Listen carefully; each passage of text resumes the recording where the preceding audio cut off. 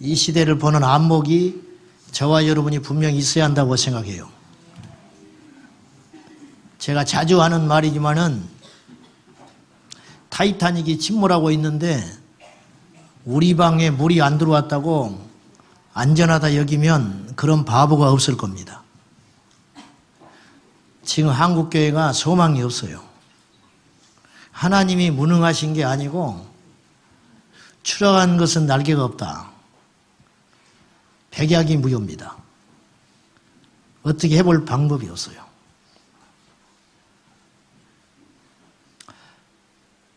작년에 우리 교단만 교인 숫자가 5만 3천 명이 줄었어요. 얼마 안 될 것 같죠? 통계적으로만 5만 3천 명. 근데 솔직히 말하면 교회가 2중, 3중으로 교적이 정리 안 된 교회가 숱하게 많습니다. 그러니까 여러분 이름도 지금 서너 교회에 걸쳐 있어요. 무슨 말인지 이해되시죠? 그렇기 때문에 정확하게 교인이 없다는 걸 모른단 말이에요. 그럼 5만 3천 명이면 우리 교단에서만 작년에 10만 명 정도 줄었을 것이다. 그렇게 추측해요. 내가 교인 숫자 줄는 걸 말하는 게 아니에요. 부흥은 숫자 있지 아니하니까. 그걸 말하는 게 아니고 좀 내가 먹을 거 있고 우리 집이 평온하고 우리 교회가 부흥한다고 해서 축제를 벌일 때가 아니라는 걸 제가 이야기하려고 그러는 거예요.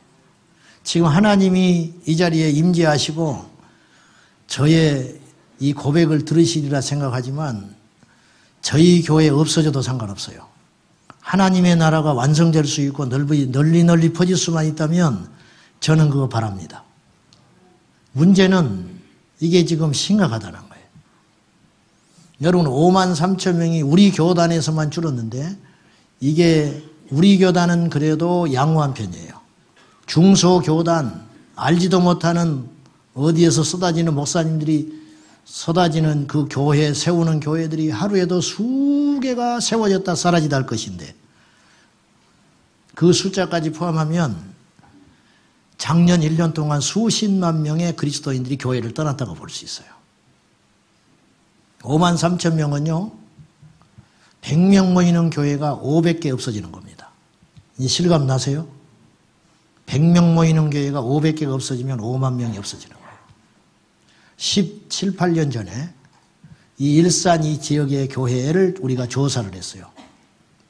직접 걸어다니면서.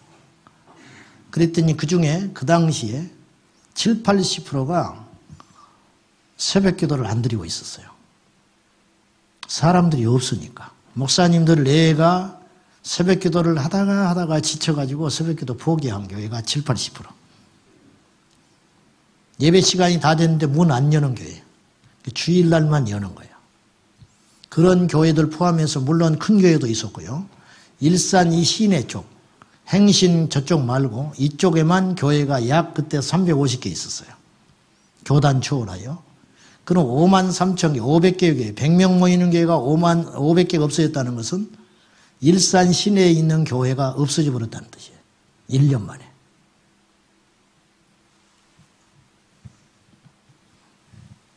답이 없습니다. 지금 마지막 우리가 주자라는 것을 인식하셔야 돼요. 마지막 때예요. 그러니까 주님이 오실 때가 가까워서 엔드타임 마지막 때라는 의미가 아니고 이제 더 이상 한국교회는 어쩌면 부흥의 시대가 안 올 수 있다. 남미로, 중국으로, 그쪽으로 촛대를 옮겨버릴 수 있다는 거예요. 그러면 우리는 상관없어요. 끝자락이니까. 끝물이라도 얻어먹었어요, 우리는. 우리가 다 구원받았다는 걸 전제하고 우리 후대는 어떻게 할 거예요? 우리 후대는 어떻게 할 거냐고. 앞으로 저는요, 이 나라에 소망이 없다고 생각해요. 두 가지 이유에서 그렇습니다. 하나는 두 가지 가정해 볼 수 있어요. 지금 남북관계가 복잡하고 이거 실마리 잘 풀어야 되고 굉장히 중요한 일들이 지금 남북 간의 정상회담, 북미 간의 회담 이런 게 밀려 있잖아요. 남아 있잖아요. 이게 칼날 위에 서 있는 거예요. 깠다 가면 원상태로 가면 더 사태 약해져요. 화해하러 만났다가 싸우러 헤어질 수도 있잖아요. 예를 들면. 근데 문제는 이 나라가 어려움에 처한다는 건 생각하기도 어려울 만큼 끔찍한 일이고, 그거는 말할 필요도 없이 악한 것이고, 공산화가 된다든지 무슨 핵의 위협을 받는다든지 전쟁이 발발한다든지 절대 그런 일이 있어서는 안 되는 것이고, 반대로 이 고비를 잘 넘어가지고 우리나라가 3만 불, 5만 불 시대를 맞이해서 부강한 나라가 쳤다고 칩시다. 그러면 그 사람들이 영적으로 하나님을 찾겠냐고 말이에요. 앞으로. 절대 그럴 일은 없다. 그러면 영적으로는 쇠퇴하는 시대가 이미 접어들어 버렸다는 거예요. 그러면 이제 어떻게 하냐고 말이에요. 어떻게. 결국 우리 소망은 다음 세대에 있는 거예요. 한 그루의 나무를 심는 심정으로 다음 세대를 향하여 투자해 줄 그것밖에 없다. 우리나라가 80조를 쏟아부었어요. 출산율을 높여보려고. 아시죠? 80조를 쏟아부었는데 출산율은 점점점 떨어지고 있습니다. 백약이 무효인 거예요. 안 되는 거예요. 영적으로도 지금 그렇다는 거예요. 교회가. 지금 기도원마다 텅텅 비었어요. 20, 30년 전에는 그러지 않았어요. 기도원마다 명절도 되고 새해 첫 달이 되면 금식하는 사람들로 꽉꽉 들어찼어요. 부흥회 요새 안 합니다. 부흥회 해도 뜨겁게 안 해요. 철야 이렇게 철야하는 데 없어요. 지쳐서 못 해버려요. 지쳐서. 몇 명 모여가지고 하다가 지쳐서 하는 사람도 힘없고 인도하는 사람도 힘없고 불이 없고 반주자도 없고 기도 인도하는 데 힘도 없고 그냥 때우다가 몇 년 때우지요. 이제 몇 년 때우다가 나중에는 안 해버리는 거예요. 그런 데가 숱하게 많다는 거지. 숱하게. 한국교회 모든 교회가 철야에 불같이 일어나야 되는 거예요. 불같이. 여러분 철야, 여러분 교회 지금 철야 없어서 우리 교회 온 사람도 숱하게 있잖아요. 응? 여러분 교회 지금 철야 안 하니까 우리 교회 지금 오시는 거 아니에요. 난 누군지 물어보지도 않아요. 자유에 와서 열심히 신앙생활 잘 하셔. 약하다고 빠져나오면 그 교회는 어떻게 하라고 그래요? 어떻게 하려고? 기둥 같은 사람들이 빠져나오면 어떻게 하려고 그러냐고. 그 교회 가서 죽기 살기로 하고 기도하고 무릎 꿇고 피눈물 흘리면서 교회를 세울 생각을 해야지. 은혜 받고 가서 섬기세요. 은혜 받고 가서 세우라고. 불을 이어받아서 가서 불을 붙여주라고. 아멘? 이게 교만한 소리 같은데 우리 모두 살아야 돼요. 우리 모두 살아야 돼요. 타이타닉에 구멍을 막아야지. 우리 방에만 물 안 들어온다고 좋아할 일이 아니다고 말이에요. 결국은 다 추락하게 돼 있어요. 다 추락하게. 한꺼번에 망할 길로 가는 것이. 여러분, 오늘 주제하고는 다른 이야기지만은 주께서 나에게 주신 마음을 지금 나누고 싶은 것인데 우리 이 나라 이 민족과 한국교회를 위해서 이 밤에 특별히 기도하시기 바랍니다. 오늘 사단의 전략 14번째인데요. 영혼에 대한 이야기 좀 하겠습니다. 영혼. 아는 것은 굉장히 중요합니다. 아는 것. 모르면 불편해요. 불편한 걸 뛰어넘어서 고생스럽고요. 힘들고 심지어는 몰라서 죽기까지 해요. 몰라서도 죽어요. 이런 말도 있어요. 아는 게 병이다고 모르는 게 편하다. 그런데 사실은 아는 것보다 모르는 것이 인생에 있어서는 훨씬 더 손해가 커요. 어떤 목사님이 계셨는데 이분 이름 되면 유명한 목사님이세요. 돌아가셨어요. 그분 아드님이 이런 이야기를 하셨어요. 자기 아버님이 평생 육체의 가시를 갖고 사셨다는 거예요. 날씨가 조금 흐린다든지 조금만 무리를 한다든지 그러면 다리가 아파서 다리를 부여잡고 평생 끙끙 앓으면서 기도하시면서 날을 새고 성전에서 기도하시고 이 가시 때문에 내가 교만하지 않다고 막 그렇게 기도를 하셨다는 거예요. 근데 이분이 은퇴하시고 이제 나이가 너무 많으시거든. 연로해지셨는데 이분이 거동이 너무 불편하니까 할 수 없이 병원에 가서 전체적으로 진찰을 하면서 그 다리 아픈 부위를 촬영을 했더니 어떤 일이 벌어졌느냐. 그게 가시가 아니었고 철사가 이만한 게 들어있었어요. 철사가. 한 10cm 되는 철사가 그 살 속에 파 들어가 있어가지고 그 철사가 움직일 때마다 몸을 괴롭혔는데 이 목사님은 해석은 잘했어요. 육체 가시라고. 근데 어찌된 일인지 철사가 들어가지고 50년이 넘는 생애를 괴롭힌 거예요. 50년이 뭐 60, 70년 생애를. 어떻게 된 것이냐. 이 철사가 있다고 하니까 그때서야 이 목사님이 왜 그랬을까 생각하면서 이분이 기억해내는 게 있었어요. 일제시대 때 어릴 때 자전거를 타다가 자기가 자전거에 이렇게 찔려가지고 넘어진 적이 있었는데 그때 자전거의 철심이 잘라지면서 어떻게 살 속에 박혀 있는데 옛날에는 병원도 시원찮고 어쩌고 하니까 그냥 겉에 이렇게 상처 치료하고 아물어버린 거예요. 그리고 그걸 까마득히 자기도 잊어버리신 거예요. 당신도. 아프니까 그냥 기도만 한 거예요. 기도만 한 거. 물론 유익했지요. 그렇지만 만약에 이분이 일찍 병원에 갔으면 그 고생을 덜 했을 거 아니에요.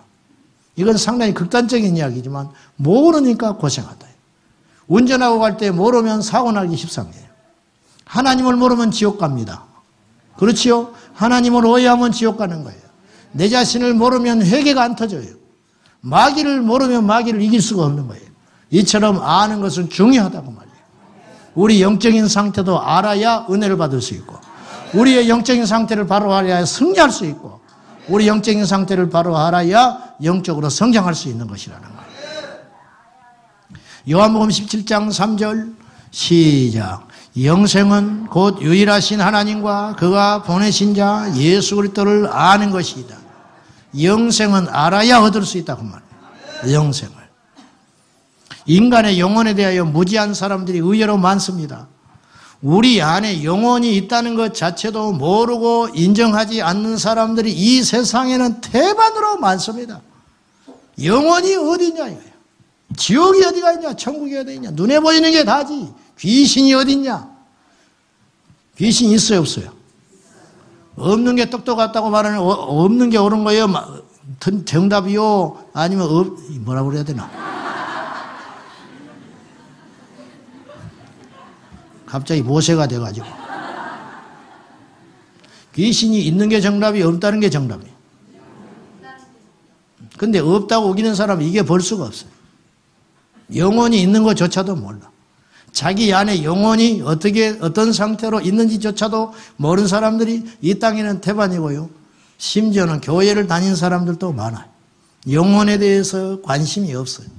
듣기는 했지만 심각하게 생각하지 않아요. 그런 사람들이 너무 많아요. 여러분, 영적인 것과 정신적인 것은 구분돼야 돼요. 신령한 성령의 일과 신비적인 정신적인 일은 반드시 구분돼야 돼요. 출애굽기에 보면 이상한 장면이 하나 나와요. 이상할 것도 없는데 언뜻 보면 이상한 장면이 하나 나와요. 애굽의 술객들이 모세가 바닥에다가 지팡이를 던지니까 뱀이 됐어요. 근데 애굽의 술사들도 똑같이 그렇게 신비술을 부려요. 그렇죠? 출애굽기에 보면 나와요. 그것도 보통 일이 아니에요. 여러분, 막대기를 던졌는데 뱀으로 만드는 것이 하나님만 할 수 있는 일이 알았는데 귀신의 힘도 그렇게 할 수 있더라는 거예요. 그 다음에 나일강에 그 물을 피로 만드니까 이 애굽의 술사들도 물을 피로 만들었어요. 그 다음에 두 번째, 이제 10재앙 중에 두 번째가 뭐냐면 하수에 있는 개구리를 전부 끌어올렸거든요. 모세가. 그랬더니 애굽의 술사들도 하수에 있는 개구리들을 전부 끌어올렸어요. 이제 그 다음부터는 못했어요.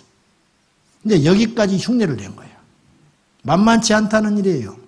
이게 신비한 일이에요. 신비한 일. 사찰에서 100일 기도하고 애가 생겨요. 그래서 예수 믿으라니까 자기 예수 못 믿겠대요. 우리 어머니가 자기를 100일 기도해서 낳기 때문에 내가 어떻게 예수 믿냐 그렇게 이야기해요. 이단에 가서 병이 났다. 이단인도 부흥한다더라. 미혹되지 마세요. 그 이상한 일 아니에요. 흔들리지 마세요.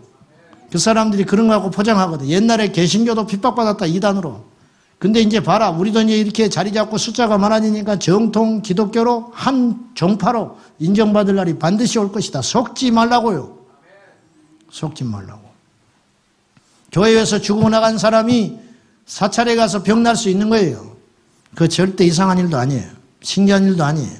이런 일들은 하나님과 상관없는 헛된 기적일 뿐이에요. 이걸 기억하셔야 돼요.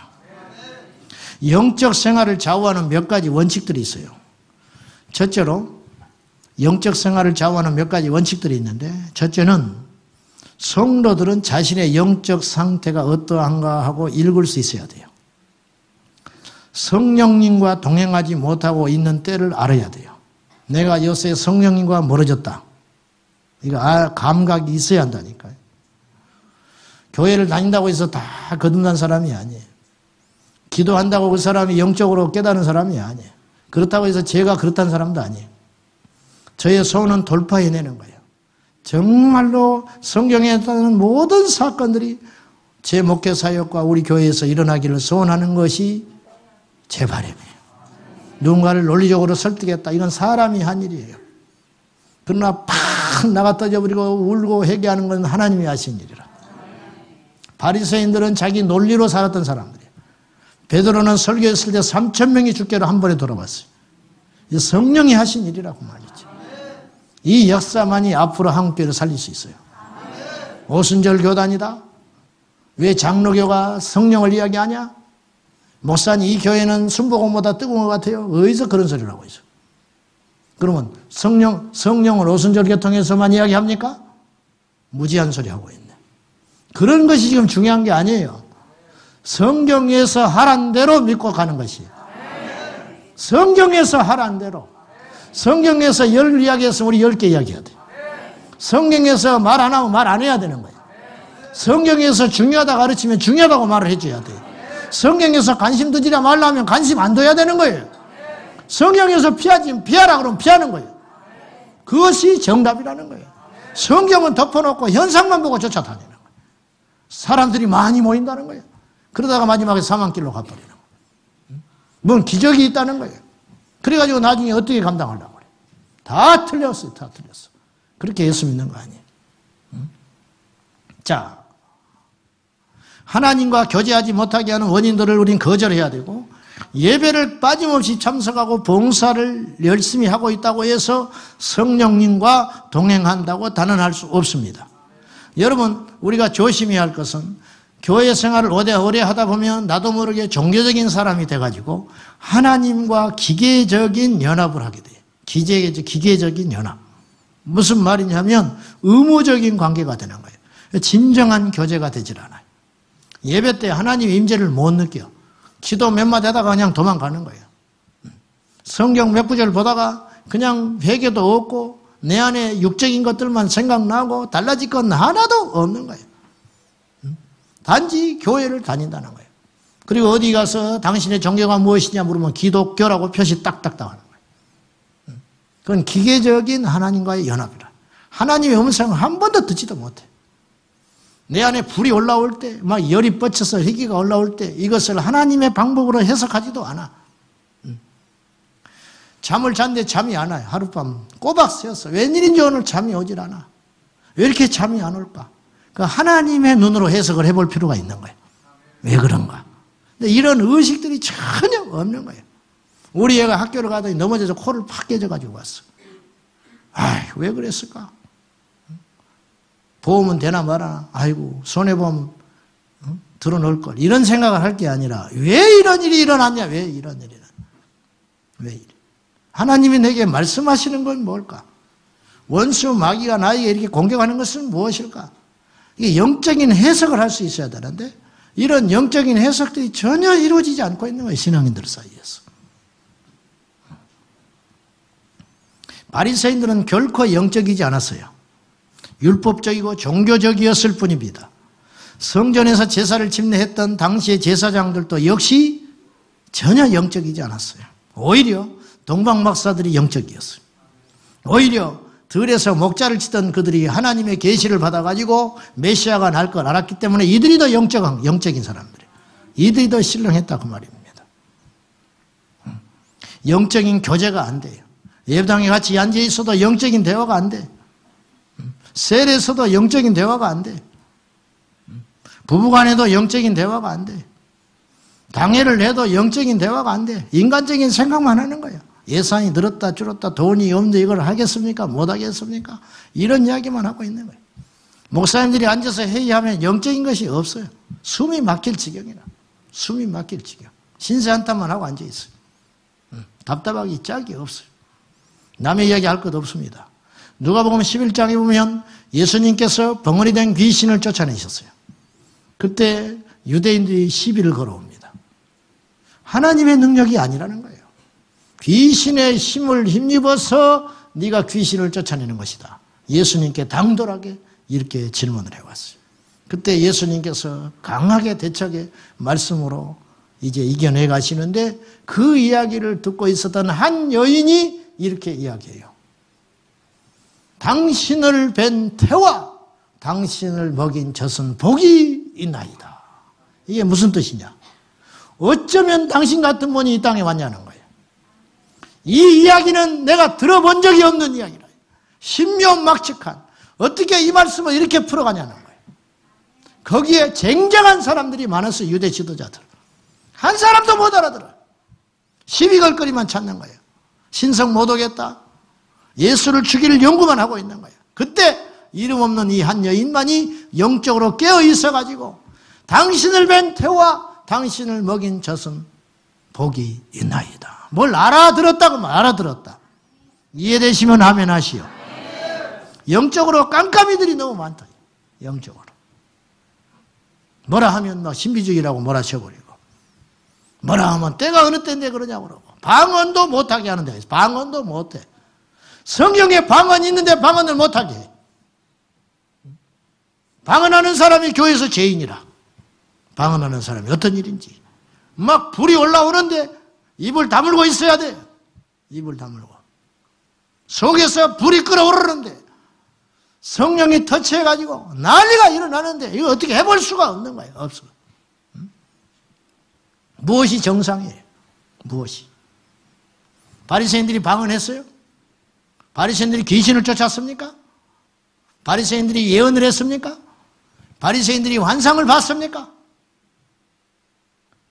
그것이 다라는 뜻이 아니라 영적인 세계가 분명히 존재하거늘 이 시대에 그리스도인을 포함한 세상 사람들은 말할 것도 없고 영적으로 무지하다.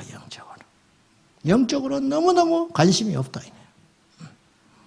두 번째, 마귀는 내 영혼을 파멸시키는 거짓된 생각들과 느낌들을 주입하고 있다는 걸 알아야 돼요. 마귀는 생각, 즉 내 안에 와서 느낌을 조장하고 있어요. 그리고 그 느낌으로 대화를 시도하고 있습니다. 오늘 또 여러분에게 마귀는 찾아와서 대화를 수없이 시도했을 거예요. 사실은 저에게도 그랬어요. 그 대화를 들어주면 안 돼요. 아담이 그 대화를 들어주는 바람에 넘어졌어요. 지난 시간에 제가 우리 안에 들어온 느낌의 중요성에 대해서 이야기했어요. 느낌이라는 이야기 했죠, 제가. 자, 하나님의 말씀은 살아있고 운동력이 있어요. 좌우의 날선 어떤 것보다 예리해요. 이건 분별하게 한다고 말해요. 분별. 똑같은 현상이 일어났는데 하나님이 주신 현상이 있고 마귀가 주는 현상이 있어요. 무슨 말인지 아시겠죠? 네. 이것을 알아야 할 거 아니에요. 이것을 알 수 있는 척도는 말씀. 믿음은 들음에서 나는 거예요. 자꾸 말씀을 들어야 돼요. 저도 그렇고 여러분도 그렇고 계속 영적으로 전진해야 돼요. 영적으로 열려야 돼요. 양파 껍질처럼 하나를 벗겨. 이 새로운 세계가 있구나. 거기에 머무르면 안 돼요. 아멘? 거기서 실컷 하나님을 만나고 경험하고 또 하나님의 큰 은혜 가운데 영적인 지경을 넓히다가 이것이 이제 다 돼서 끝자리에 가면 또 하나 껍질을 벗겨야 돼요. 그리고 또 깊이 또 들어가 보는 거예요. 또 하나 벗겨서 또 깊이 들어가 보는 거예요. 또 하나 깊이 들어가 보는 거예요. 또 들어가 보는 거예요. 또 들어가 보는 거예요. 또 들어가 보는 거예요. 계속 파고 들어가는 거예요. 할렐루야! 죽을 때까지. 그래서 바울은 그리스도에게까지 자랄지라. 영적인 지식이 그리스도에게까지 자라야 돼요. 제자들은 처음에 분별을 못했어요. 분별 못했잖아요. 십자가의 의미도 몰랐고 부활한다고 하셔도 못 알아듣고 나중에 이것을 다 깨달았게 되었어요. 나중에는 순교의 자리까지 가는 지경까지 됐다고 말해요. 계속 열려져야 됩니다. 할렐루야. 머물러 있지 마세요. 우리 교회 우리 성도님들 오신 분들도 그렇고 이 자리에 함께 저와 함께 오랫동안 몸된 교회를 섬겼던 여러분들 중에서도 다 한때 한가닥씩 했던 사람, 그런 사람들이 있을 수 있어요. 산기도 했다, 기도원에 가서 40일 금식을 했다, 귀신을 쫓아냈다, 새 방언을 했다, 예언을 했다, 환상을 봤다, 누군가를 위해서 기도해서 병이 났다, 이런 경험들이 다 한두 개쯤 있을 거예요. 그것에 머물러 있지 말고 그 은혜와 능력이 머물러 서지 말고 오늘 우리에게 다시 나타내야 되고 계속 더 강력하게, 더 많이, 더 예리하게, 더 정확하게, 할렐루야. 계속 속이니까 더 정확하게, 더 예리하게, 더 광범위하게, 더 초자연적인 역사와 능력으로 우리 하나님이 우리와 함께해야 할 줄로 믿습니다. 어쩌면 이 마지막 세대는 이제는 성경 공부 끄적끄적 해서 변화될 세대가 아닐지도 몰라요. 이제는 강력한 표적이 필요할 때가 다시 올지 몰라. 우리 눈앞에 그런 시대가 올려올지도 몰라요. 마지막 추수를 하기 전에, 마지막 하나님께서 주님 오시기 전에, 대추수를 하기 전에, 이 촛대를 옮기기 전에 반드시 한 번은 어떤 역사가 있을 거예요. 그것을 우리가 준비해야 됩니다. 하나님이 겸손한 자를 찾습니다. 하나님이 기도하는 자를 찾습니다. 하나님이 깨어있는 교회를 찾고 있다 그 말이에요. 우리가 그런 곳에 가서 우리가 쓰임받아야 될 것 아니요? 시시하게 말이죠. 에? 시시하게 밥그릇이나 세고 앉아있고 그렇게 판단이나 앉아있고 내 새끼나 키울 생각이나 하고 있고 그렇게 시시하게 생각하지 말고 좀 크게 생각할 필요가 있다. 크게. 요한복음 13장 2절 시작. 마귀가 벌써 시몬의 아들 가룟유다의 마음에 예수를 팔려는 생각을 넣었더라. 마귀가 이미 시몬의 아들 가룟유다의 마음속에 예수를 팔려는 생각을 집어넣었어요. 한 방울 뚝 떨어뜨려 놨어요. 이게 느낌. 가룟유다가 그때 가졌을 느낌은 다 우리가 알 수 없지만은 생각을 딱 집어넣은 거예요. 그럼 가룟유다에게만 그 생각을 집어넣었을까요? 아니라 하나님을 대적하는 반대되는 생각을 베드로에게도 집어넣었어요. 예수님께서 간파하시고 사탄아 물러가라 그래. 예수님을 막으니까. 이게 사탄에게는 미혹됐다. 근데 베드로는 승리했어요. 근데 가룟유다는 하나님 주님께서 깨닫게 하셨어요. 내가 마음이 참담하다. 이 중에 나를 팔 자가 있느니라. 정확히 이야기했어요. 못 알아들어 제자들이. 이미 미혹돼가지고. 가룟유다 못 알아들어. 내가 이 떡을 떼어서 빵을 떼어서 주는 자가 나를 팔 자라. 그리고 줬어요. 그랬더니 그 떡을 받아드는 순간에 어떻게 됐냐. 사탄이 그 안에 들어왔다 그랬어요. 요한복음 13장에. 그리고 가룟유다가 결심을 해요. 이제 돌아올 수 없는 강을 건너버려요. 이제 다시 오지 않아요. 어떻게 했느냐. 예수를 팔려는 생각을 집어넣었는데 그 생각을 계속 갖고 있었어요. 분별하지는 못하고. 쫓아내야 돼요. 흔들었어야 해요. 이거 아니라 했어야 되는 거예요. 근데 가룟유다는 거기에 실패한 거예요. 그 생각을 품었어요. 그 생각을 받아들였다 그 말이에요.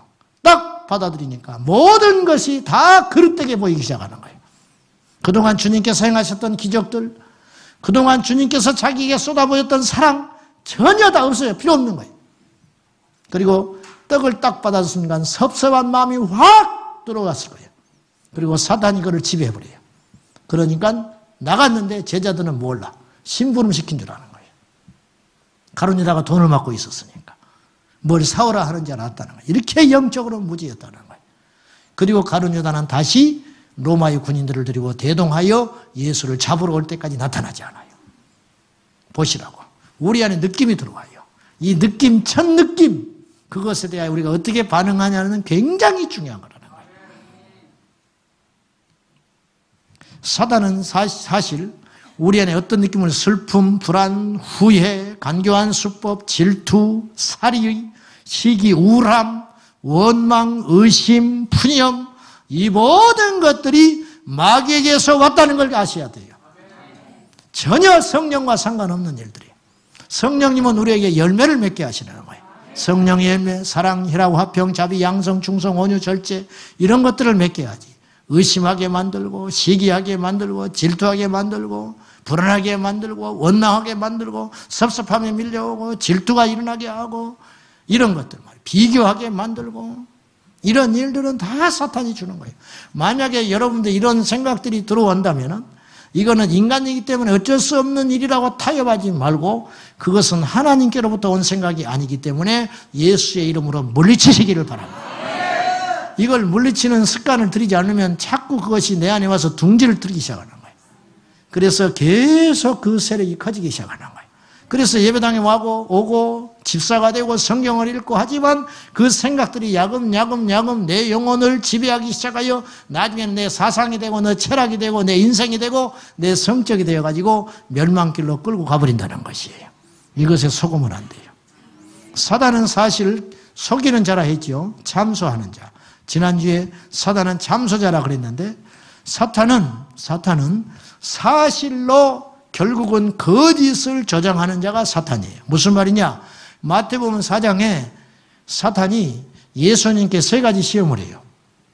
근데 사단이 던진 말은 거짓말이 하나도 없었어요. 이것에 우리가 유념해 볼 필요가 있어요. 사단은 그렇게 어리석고 어설픈 존재가 아니라는 걸 기억해야 돼요. 당연히 이 일로는 섭섭한 일이 생기는 거예요. 사람이라면 섭섭해야 돼. 사람이라면 원망이 들어온다니까. 사람이라면 낙심할 수밖에 없다는 거예요. 근데 그 생각의 씨앗을 내 영혼, 내 마음에 뿌려댈 때 그것을 단호하게 거부하라고 말이요. 거부하라. 이것이 우리가 사는 길이에요. 돌을 떡덩이로 만들어라. 예수님은 할 수 있었어요. 거짓말 아니죠. 거짓말 아니에요. 얼토당토 않는 이야기 아니라고 말이에요. 뛰어내려라. 천사가 너를 받아줄 것이다. 받아줘요. 실제로 받아줘. 거짓말 아니에요. 하나도 거짓말 없어. 내게 절해라. 그러면 이 모든 세상의 권세를 너에게 주리라. 내게 넘겨준 것이기 때문에, 이미 내 것이었기 때문에 인간이 범죄함으로 사단에게 넘어간 것이거든. 그러니까 내가 다시 내 소유권인데 이제 너한테 넘겨줄게. 거짓말 아니에요. 진짜 넘겨주려고 그랬어요. 더 큰 걸 원했겠지요. 보시라고. 이게 다 사실이에요. 근데 결국은 마귀는 예수 그리스도를 속이는 자예요. 주님은 분별하셨지요. 우리에게도 마찬가지라는 거예요. 결국.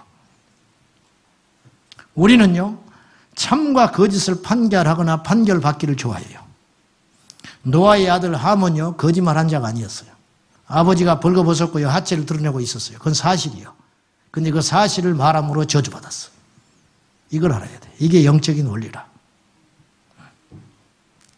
전도서 12장 14절 시작. 하나님은 모든 행위와 모든 은밀한 일을 선악간에 심판하시리라. 선악간에 판단하실 분은 우리 하나님밖에 없어요. 전도서 24장 19절 시작. 너는 분을 품지 말며 악인의 형통함을 부러워하지 말라. 이 말씀을 좀 비춰보세요. 잘 보십시오. 여기서 우리가 해야 할 일과 하나님이 해야 할 일이 구분됐다는 걸 기억하셔야 돼요. 자, 이제 이게 중요합니다. 행악자들을 처리하고 심판하실 몫은 하나님의 몫이야. 알겠죠? 행악자를 심판할 몫은 하나님이 하시는 거예요. 그건 우리의 의무가 있어요. 우리는 악인의 형통함을 부러워하지 말아야 돼요. 그리고 행악자들로 인하여 마음의 분을 품지 않아야 돼요. 쉽지 않지요. 저는 막 피가 뜨거워가지고 아직 그것이 잘 안 돼. 행악자를 보면 분이 막 일어나. 성경적으로 못 살고 있는 거예요. 이거 한 말씀도 못 지키고 있는 거예요. 뭐가 잘났다고. 이 말씀을 우리에게 분명히 계시해요. 행악자를 심판하는 것은 선악간에 판결하실 분은 하나님이시다. 너는 행악자를 향하여 분을 품지 말고 악한 자의 형통함을 부러워하지 말라. 이것은 내가 해야 할 몫이라는 거예요. 그러니까 이렇게 해버리면 어떤 일이 벌어지느냐? 속는 자가 된다는 거예요. 속는 자.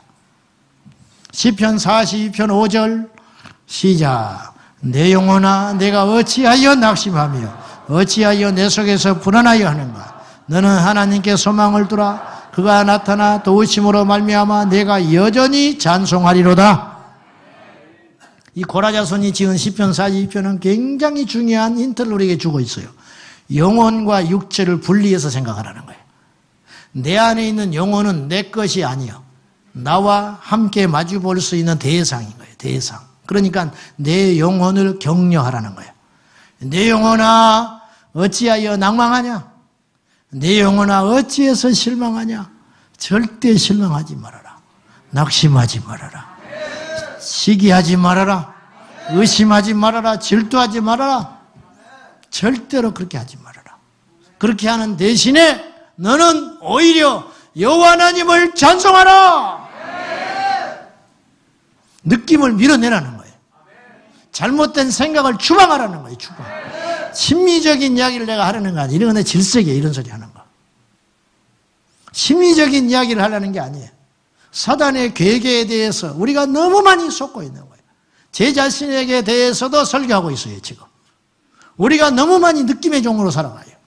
사실과 느낌은 완전히 달라요. 할렐루야. 사실과 느낌은 다르다고. 사실과 느낌은 달라. 미리 두려워해요. 죽어버려. 미리 염려해. 그래 죽어버려. 되어지도 않은 일에 대하여, 아직 일어나지 않는 일에 대하여, 지나간 일에 대하여 우리가 그 느낌을 고스란히 간직함으로 이것이 하나님과 가까이 가는데 치명적으로 내 발목을 잡고 있다 이것입니다.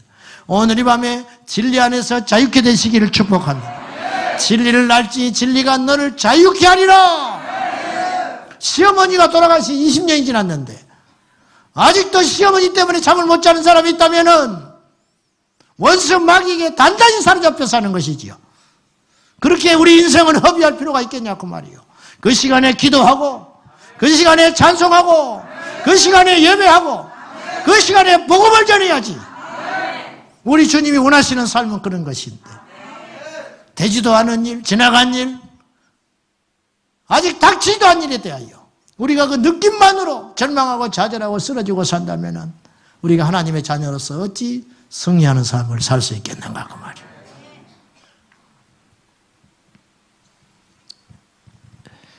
사탄은 내 영혼에 대하여 오판하게 만들어요. 오판하게.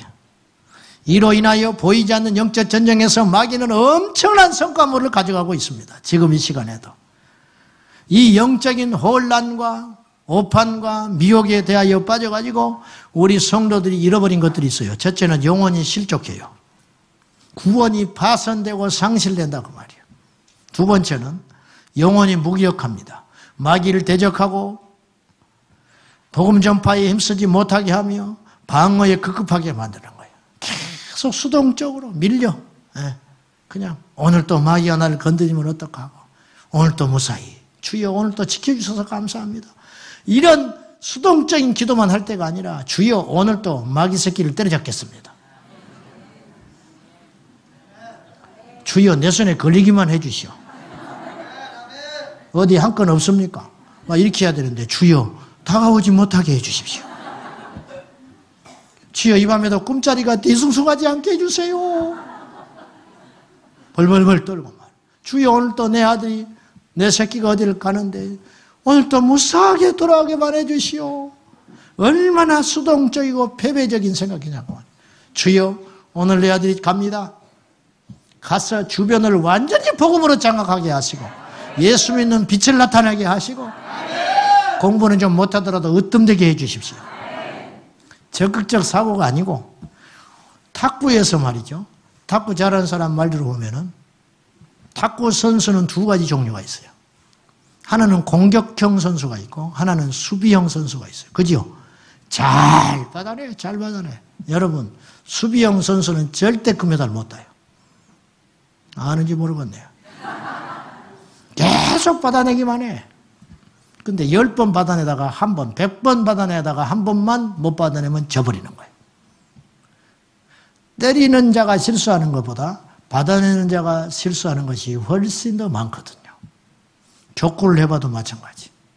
이쪽엔 공격수가 있어. 저쪽에 공격수가 없어. 저쪽은 수비를 잘해. 절대 못 이겨. 수비하는 팀은 공격하는 팀을 절대 못 이깁니다.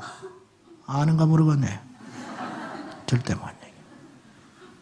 공격이 최선의 방어다. 맞는 말이에요. 지켜내는 수동적 자세는 반드시 패배할 수밖에 없다니까요. 한 번은 지킬 수 있어. 10년은 지켜낼 수 있어. 죽기 전에 한 번만 뚫려버리면 지는 거예요.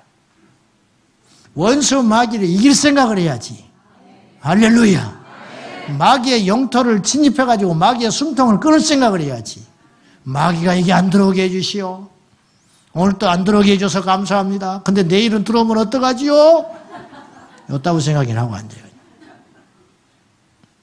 막 불안해가지고 어찌할 줄 모르고 감기가 들면 어쩌냐는 거예요. 미리 걱정하고 있어요. 감기 들면 새벽기도 못 가고 작년에 이맘때쯤 감기가 왔는데 올해도 올 것 같아요. 주여 올 봄에는 감기가 무사히 지나가게 해주세요. 제가 봄만 되면 알레르기가 옵니다.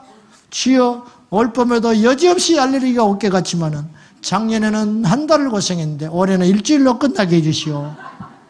그런 기도 하지 말고 주여 내 인생의 알레르기는 안녕이다. 어디서 알레르기가 왔어? 근데 실제로 왔어. 실제로 올 때 우리는 어떻게 인정해? 이건 알레르기 아니야. 그냥 눈만 좀 아픈 거예요. 병원에 안 가.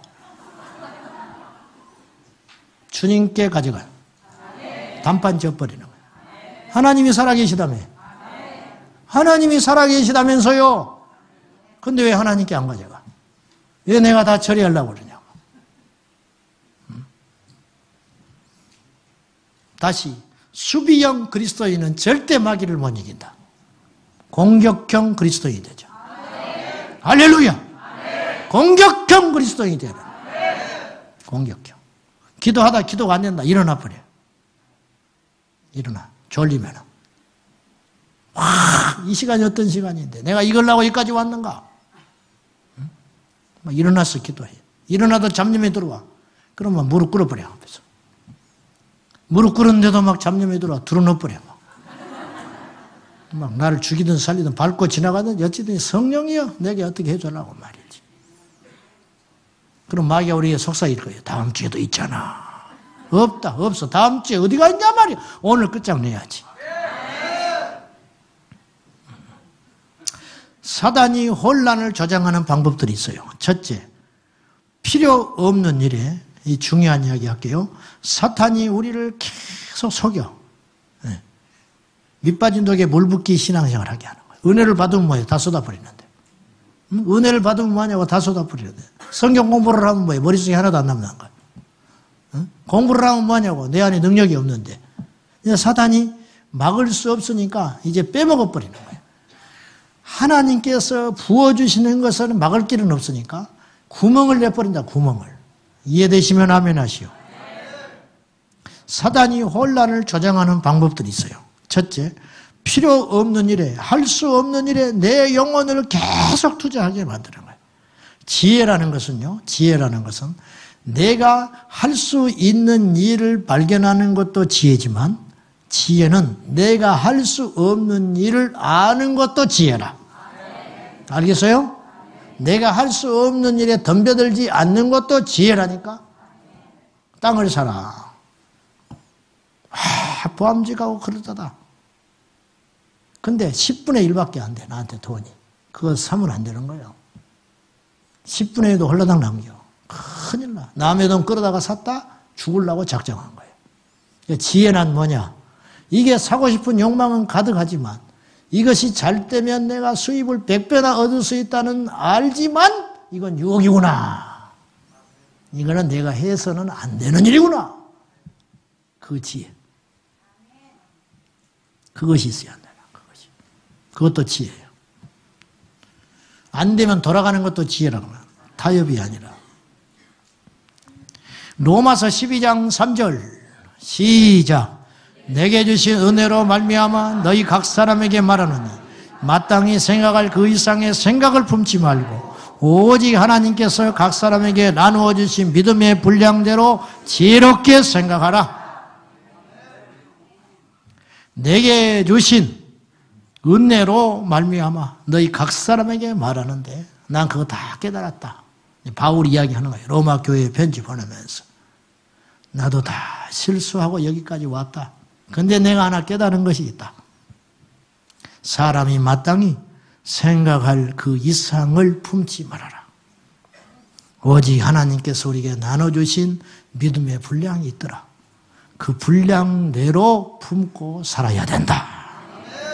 믿음과 착각은 달라요. 믿음과 착각은 다르다고. 믿음의 분량대로, 이 말은 분수에 맞게 생각하라. 현대어 성경에 그랬어요. 분수에 맞게 생각하라. 이렇게 생각하는 것이 지혜다. 그리고 이제 로마서 12장 3절 우리가 이렇게 이야기했잖아요. 하나님의 지혜로 명하노니 너희가 마땅히 생각할 것 이상의 생각을 품지 말라. 그렇죠? 이렇게 해놓고 예를 쭉 들어놨어요. 3절 이하에. 자, 맡은 바 믿음의 역할에 따라 생각할 기준을 한계를 지어가지고 바울이 딱 지시를 해놨어요. 계시를 해놨어요. 예언하는 사람은 예를 들면 예를 드는 거예요. 못 알아듣으니까 우리가 못 알아들으니까 성령께서 친절해가지고 가르쳐줬어. 자, 예언을 한다. 어떤 사람이 예언을 한다 친다면 이 사람은 믿음의 분수대로만 예언해라. 이 말이에요. 내 믿음의 분량이 있다 이거예요. 내 믿음의 분량. 그러니까 이런 예언은 틀린 거예요. 이런 예언. 예를 들면 앞으로 대한민국이 중국을 집어삼키게 될 것입니다. 그건 꿈이야, 꿈. 믿음이 없는 게 아니고 그 의미가 없어, 이 땅에서. 우리가 중국을 어떻게 집어삼켜? 안 그래? 안 그러냐고. 응? 옛날에 제가 개척교회에 있었는데 그게 좀 신비적인 일이 자꾸 일어났어요. 꼭 좋은 건 아니에요. 일단은 이야기하겠지만은. 근데 입신을 해. 철야 때. 진짜 저는 처음에는 성령으로 시작했다고 생각해요. 문제는 나중에 육으로 끝나가기 시작했어. 하나같이 숫자도 많지 않은데 한 10여 명씩 청년 애들이 특히나 입신을 해요. 그리고 입신한 다음에 물어봐. 목사님이. 그러면 하나같이 이렇게 이야기해. 우리 목사님을 세계적인 종으로 하나님이 세우신다는 거예요. 매주 그 소리만 해. 매주. 근데 아직까지 세계적인 종이 안 되고 있어요. 곧 은퇴하실 거예요. 제가 말씀드리는 건 뭐냐면 예언이라고 하는 것은 믿음의 분량대로 해야 돼요. 믿음의 분수대로. 이것이 자꾸만 과장이 되고 하면 이것이 자칫 잘못하면 거짓이 되는 거예요. 조심해야 된다. 조심해. 섬기는 자는 섬기는 자로 해라. 가르치는 자는 가르치는 자답게. 구제하는 자는 성실함으로 구제해라. 긍휼을 베푸는 자는 즐거움으로 해라. 이게 한계예요. 내 안에 긍휼의 은사가 있는 줄 알았어요. 그래서 자꾸 불쌍한 사람 보면 도와주고 싶고 내 주머니를 털어서 도와줬어.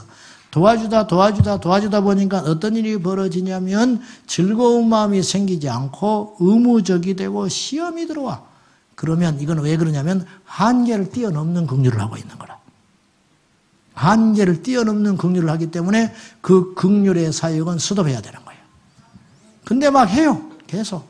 그래가지고 계속 불평을 해. 가지고 섭섭하다 그러고 내가 이렇게 베풀어줬는데 나한테 뭐 하나 주는 것도 없다 그러고 즐거운 마음으로 행하는 한계를 벗어났기 때문에 그래요. 그러니까 긍휼을 베푼다든지 구제를 하려고는 어디까지 해야 되냐면 즐거울 때까지만 해라. 네. 이 이상 넘어간 언제부터 즐거움이 사라졌어. 하지 마. 하나님 받지도 않아. 그러니까 이게 이제 한계라는 거예요. 마땅히 사람이 생각할 것 이상의 생각을 하지 마라. 아멘.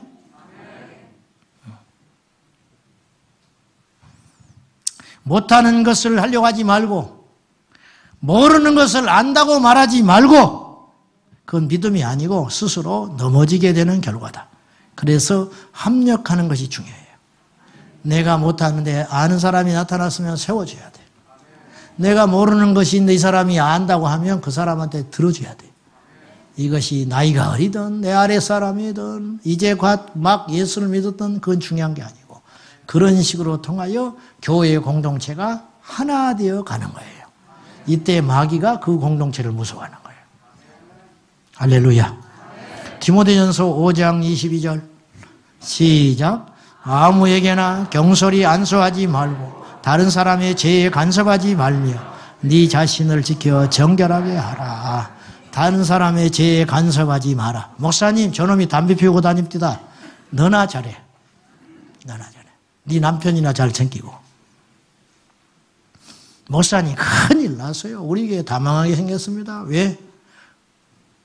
집사들이 기도를 안 해요. 너나 잘해. 나는. 너나 잘해. 이런 일이 벌어지면 마귀에게 속는 거라는 거예요. 다른 사람의 죄에 대하여 간섭하지 마라. 다른 사람의 죄에 대해서 간섭하지 마라. 목사님 소식 들으셨어요? 뭐 옆에 있는 교회 난리가 났답니다. 우리 교회 난리 난 거나 잘 챙겨. 옆에 교회 난리 난 거 지금 신경 쓸 겨를이 없어. 쓸데없이 남의 죄에 간섭하지 마라. 그리 해가지고 우리가 영적으로 엄청나게 손실 보고 있는 거예요. 들을 게 있는 자는 들으세요. 영적으로 손실이 너무 많아. 바보라서 말을 안 하는 게 아니에요. 눈이 없어서 안 보고 있는 게 아니에요. 귀가 없어서 안 듣고 있는 게 아니에요. 내 영혼이 너무너무 소중하니까. 내 영혼의 청정지역을 지켜가야 한다.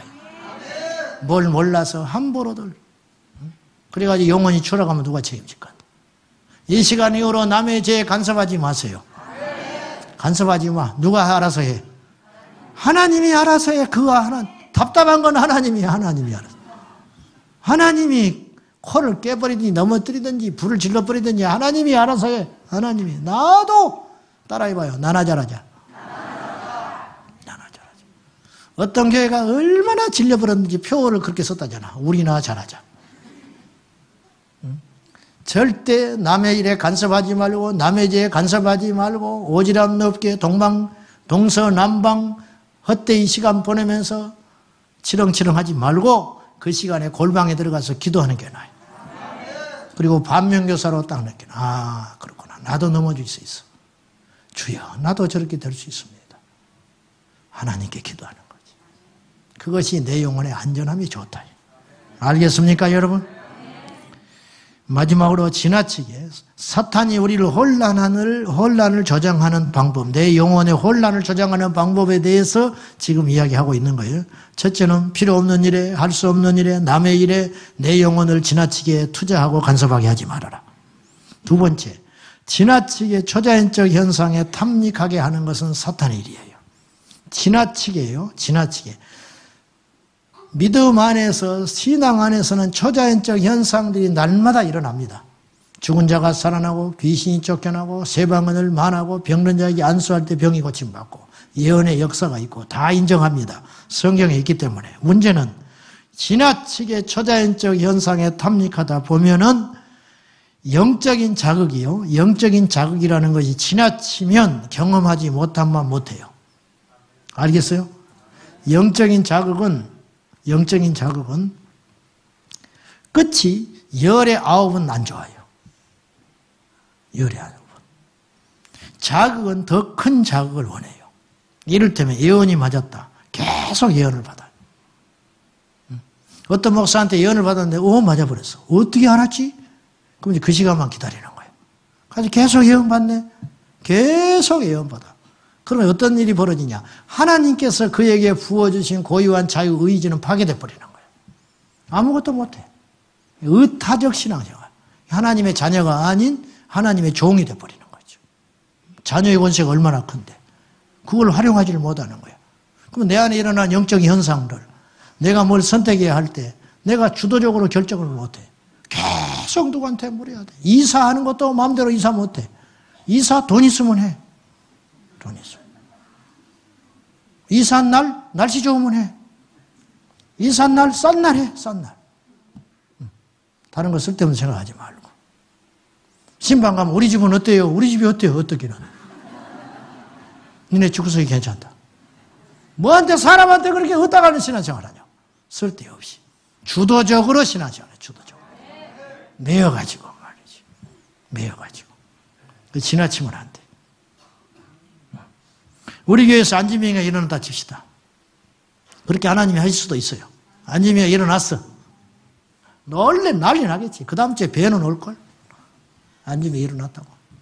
그 다음 주에 또 한 명이 일어났어. 이제 전국에는 안지명이 소문이 나기 시작해. 한 3개월 지나면요. 이 일대가 마비가 돼버릴 거예요. 안지명이가 그냥 꽉 쳐가지고 며칠 전부터 와서 앉아있을 거예요. 왜? 한 명은 꼭 일어난다. 한 명이 일어나다 친다면. 그렇지 않겠어요? 문제는 우리에게 영적으로 유익할까요? 하나 물어봅시다. 우리 성도들이 영적으로 유익할까? 이러고 있을 거예요, 이제. 안지명이 오늘도 한 명 일어나겠구나. 기도해 주면 뒤에서 팔 잠기고 이렇게 있다. 야, 일어났어. 감사 없어요. 눈물 없습니다. 무슨 말인지 아시죠? 우리를 새롭게 하는 것은 십자가의 복음의 능력밖에 없어요. 다른 거는 부수적인 거예요. 다 하세요. 예언도 하고 환상도 보고 천국도 보고 다 하시라고. 그러나 그것이 내 신앙의 본질이 돼서는 없어. 오늘날 영화는요, 과거의 3, 40년 영화, 비교도 할 수 없을 만큼 자극적이에요. 빠르고 자극적이고 현란하고 속도감이 엄청 있죠. 미워도 다시 한번, 똑순이. 오늘날 영화 오면 애들이 웃어버려요. 보지도 않아. 가서 졸고 앉아있을 거예요. 우리는 옛날에 그거 보고 울었거든. 엄마!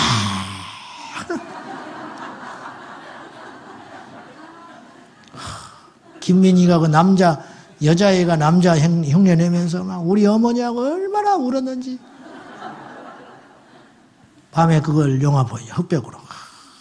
엄마. 우리 어머니, 우리 아버지 때문에 울고 있었고, 그 시간에. 난 우리 엄마가 우니까 울고. 우리 어머니는 그냥 신세가 한탄스러워서 막 울고. 막 이 카타르시스가 막. 요새 그런 거 누가 보지도 않지만 텔레비전에 방영도 안 하지만 보면은 우리 애들 꺼. 왜 그럴까? 이게 지금 굉장히 세상이 속도감 있게 빨라졌다는 거예요. 무슨 말을 하고 하냐면 자극을 받으면 더 큰 자극이 와야 움직이는 거예요. 영적인 현상도 계속 그걸 쫓아다니다 보면은 더 큰 자극을 원하고 더 큰 자극을 원하고 그러다 보면 과장이 돼요. 과장은 다른 말로 하면 거짓이 되는 거예요. 그래서 영적이라고 해서 꼭 영적인 게 아니에요. 여기서 신비주의와 신사도 운동에 문제가 생기기 시작하는 거예요. 그래서 과장하게 되고 거짓이 되고 자기도 모르게 그것에 쓰임받고 있다는 것 자체도 모르게 되는 거예요. 사도 바울은 삼층천에 올랐지만은 그 비밀을 숨기고 끝까지 주님 앞에 갈 때까지 발설을 하지 않는 자였어요. 고린도후서 12장에 보면 그가 낙원으로 이끌려 갔는데 삼층천에 올라가서 낙원에 올라갔는데 그가요 이 땅에서는 말로 표현할 수 없는 말을 들었다고 바울이 고백을 했어요. 다른 사람 제3자처럼 해가지고 정말 바울은 놀라운 사람이에요. 삼층천 낙원에 끌어올려가지고 이루 표현할 수 없는 말을 들었다는데 그 말을 안 적어놨어요. 아주 궁금해 죽으라고 안 적어놓고 갔어. 나 같으면 하나 들었으면 막 100개 들었다고 이야기해버려. 하나님이 나를 삼층천으로 끌고 올라갔다. 매 시간마다 그 이야기하는 거야. 매 시간마다 주일날 예배, 철야, 새벽 기도, 다른 데 집회 가서, 신방 가서, 내가 낙원에 올라갔을 때, 자궁이 다 떨어져 버렸잖아. 그러니까 뭘 해야 돼요? 살을 붙여야지. 뼈를 붙여야지. 그 사단이 탁 와서 붙어버리는 거예요. 그래서 성령으로 시작했다 육으로 끝나버리는 거예요. 내 안에 능력이 사라질 때 그 능력 사라지는 것도 받아들여야 돼. 하나님께서 나를 다른 차원으로 인도하시는구나. 잠잠하라 하시는구나. 한때 하나님이 나를 이렇게 쓰였지만 다음 주자가 있겠지. 그렇게 하고 하나님께 가는 거야. 할렐루야.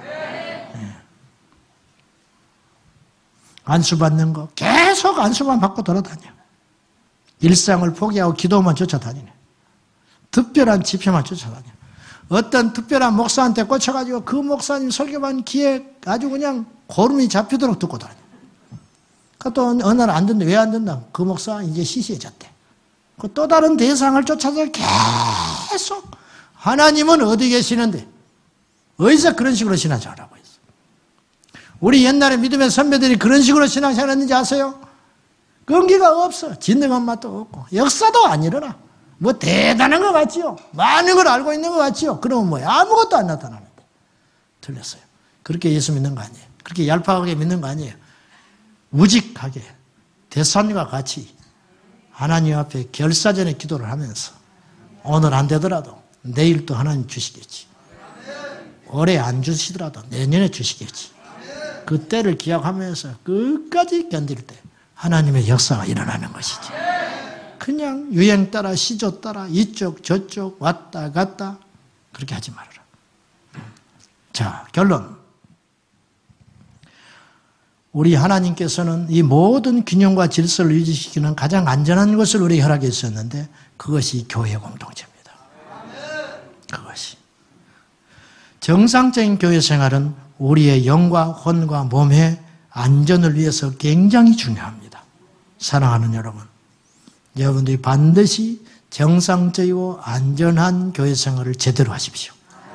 그 생활을 통해서 우리는 우리의 잘못된 점들을 발견하게 되고 우리는 말씀으로 다듬어져 가며 예수님의 제자의 성숙한 인격으로 더딘 것 같지만 한 걸음 한 걸음씩 만들어져 가는 것입니다. 오늘 여러 가지 말씀을 했습니다. 영혼의 관심을 갖지 못하도록 하는 사단의 책망에, 이 책략에 빠져들지 말고 여러분의 영혼이 지금 어떤 상태인가, 껍질만 예배당에 왔다 갔다 하지 말고 여러분 안에 있는 영혼이 정말로 충만한가, 갈급한가, 무엇이 필요한가, 오늘 이 시점에 내가 무엇을 해야 되는가, 여러분의 소중한 이 영혼을 잘 간직하셔서 이 자리에 앉아있는 저와 여러분 모두가 우리 영혼이 구원받아 천국에서 뵈기를 주님의 이름으로 축원합니다. 기도하겠습니다. 하나님 아버지, 악한 원수 마귀는 우리 영혼을 관심을 두지 않게 합니다. 오직 먹을 것, 입을 것, 쓸 것, 눈에 보이는 것들만 자극하며 살아갑니다.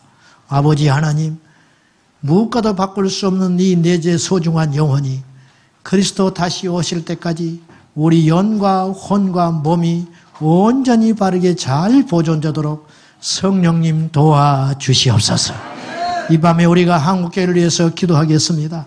이 밤에 우리가 이 민족을 위해서 기도하겠습니다. 하나님 아버지, 미천한 종이지만 저희들의 기도를 들어주셔서 강력한 예수의 용사들 되게 하여 주셔서 수동적이고 수비적인 신앙생활이 아니라 염려하지 아니하고 느낌을 몰아내며 하나님 말씀으로 굳게 잡아서 내 영혼을 소생시키시는 성령님만 의지하고 전진하게 하여 주시옵소서. 이 밤에 우리 영혼에 틈타 있는 모든 의심과 불안과 시기와 질투와 어둠의 영들은 나사렛 예수의 이름으로 떠나갈지어다. 떠나갈지어다. 한국교회 역사는 모든 어둠의 영들은 떠나갈지어다. 이 한국 사회에 역사하는 어둠의 사단의 영들은 나사렛 예수님으로 떠나갈지어다. 주여 영광 받아 주시옵소서. 예수님의 이름으로 기도하옵나이다. 아멘.